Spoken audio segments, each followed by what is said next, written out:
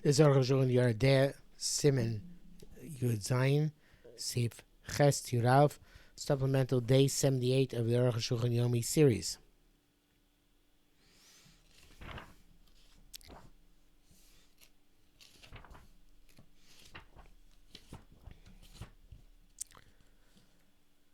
Ches. Because I already wrote the Pirchus Tzorchlios Besof Shchita, that the movement has to be the end of Shchita by the Shchita Mesukenes. Shim Toch Tzas Gamach Shchita, and the movement has continued somewhat after the Shchita is complete. But Yesh Mishmek over there, those who lenient been concerned this, Vein and that's not true. And it says, look in the shach. But certainly, if all the birchos was after shchita, that's permitted. If at the time of shchita and after shchita, immediately there was no movement, and after some time lapsed, it started moving, yesh osim, there are those who forbidden, yesh matir, and those who permit. And then both sources put them b'schei tshuva. Nearly kedivra isim. I think that it should be also, says Arukh HaShulchan. Chem b'chil says shchita, emtza shchita, in oil. So the beginning of the shchita, the middle of the shchita is unaffected. Until it's at the end of the shchita, b'tim moshe echtzas. Shchita continues somewhat after shchita. Or shchita pirchus tiet achar shchita tegev, or the entire pirchus should be immediately after the shchita. Test. Ketzah Pirchus. What is this movement? Because around the Ram writes, "Behema daka of a chaya gasa of a daka in a small behema or a chaya, whether it's large or small. Bench push the other b'chzira, whether it extends its hand and brings it back. Or she push the rag or extends its leg up even though it doesn't bring it back. Or she kafar ragla bilvad, even just bends its leg. Harayis Pirchus muteres, that's sufficient movement as permitted.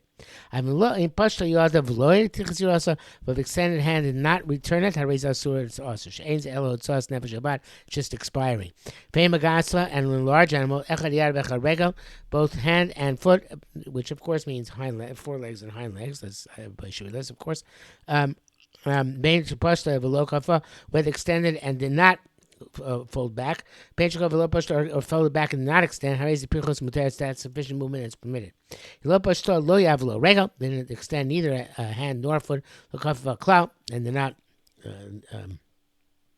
bend either. The animals in the velo.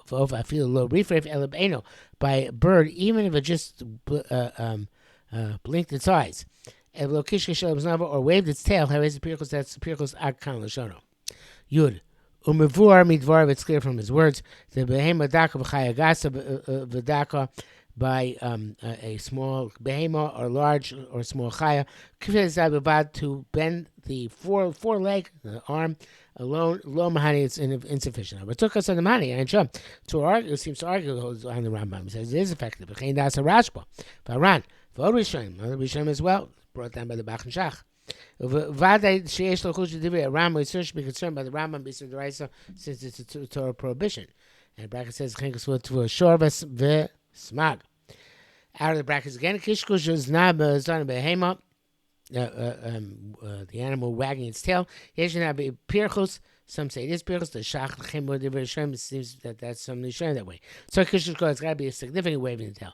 Torah Pashu, it's clear the B'mokan that pirchus pshita regal, place where movement, it's adequate movement to extend their hand or foot, foreleg or a hind leg. Beforehand, it has to start from a baseline being completely bent. So it's a place where bending is effective. Means that the baseline tip should the garment be completely extended. If not, in a moil, it's insufficient. It's not tantamount to bending and extending. It's too short. But that's because of the reefer bainim high. That's what he said. The blinking eye suffices by a bird. Yesh got po. So the post can want to say that reefer is going not on the eye but on the wing. It's not affected with the eye. It's a shach. That's a Rambam ulai de gapolomani. Rambam wing might not be affected. Okay, so reefer behind ubagaf. They need both. Movement in the eye and in the wing. It's the right, since it's the right, should not be lenient. He also writes, a animal which is in peril at night. The person doesn't know those pirchos. Suffering nevela. It's a case of a doubtful nevela. But source from indeed. See base. Writes as well. The Torah writes, if at the end of shchita the blood shot out of it in a spray. Ksheira it's kosher. Yishar b'layla. So every shach knife loyachol the you can't see. Machar matzah beis hashizim b'lucham dam. Next day you found the neck of the animal dirty with blood, and it'll be a do a shetzah gemar shchita that look. You know that the blood came out at the end of the shechita in a spray. Ukshen kosher kanashana. But Tomer Lekam Farshim, all the Farshim astonished. Zadi b'Yechid in Mishnah, it's an individual opinion in Mishnah Daf Lamed Zayin. Chaim pleaded with them, argue about it. And they were to reject what the Torah says. But that's no kasha Torah. But it's not difficult in the Torah. Shum Farsh the Bazar Kol Motim. Everybody agrees with this, and then the Jewish Prisha says as well. Still, he holds a Pirchus Yavar Regel. Pirchus Kam is Zinuk.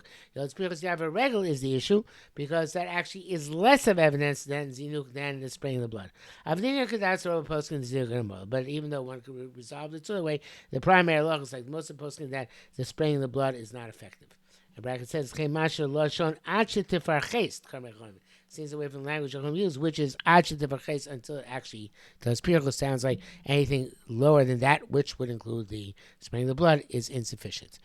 And that's it for today. Yes.